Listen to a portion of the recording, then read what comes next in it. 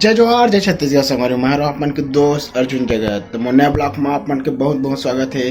संगवारी हो आप मन कैसे हवा आशा करत आप मन बहुत ही अच्छा हुई संगवारी हो आज हरे 28 अक्टूबर दिन हरे शनिवार।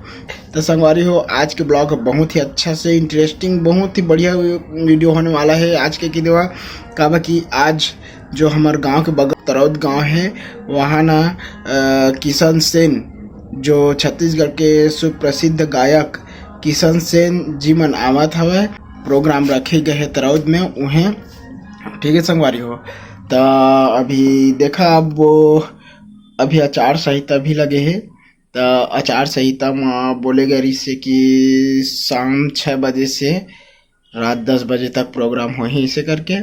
तभी पता तो नहीं है कि दो अभी 5 बज गए हुआ देखथन कब बजे चालू हो ही का है किसे तेला ठीक है संगवारी हो। तो चला मिलथन तरौद में वीडियो के अंत तक में बने रही है ना। अगर मोर चैनल ला सब्सक्राइब नहीं करे हुए तो प्लीज़ सब्सक्राइब कर दिया और इंस्टाग्राम में फॉलो भी नहीं करे हुए ना तो अर्जुन जगत 750 और इंस्टाग्राम ID है अर्जुन जगत 750 जवाब फॉलो कर देवा ठीक है संगवारी हो। तो मिलता ना तरौद के प्रोग्राम में चलो।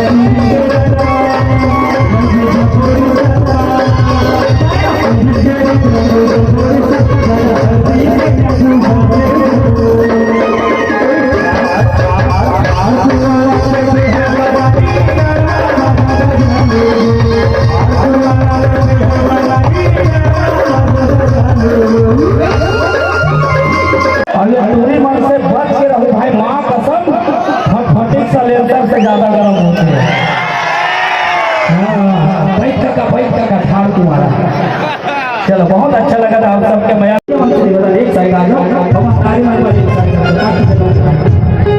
लू साइड से बोले ना भैया वाला क्या दो भाई तो सामने जगह बहुत अच्छा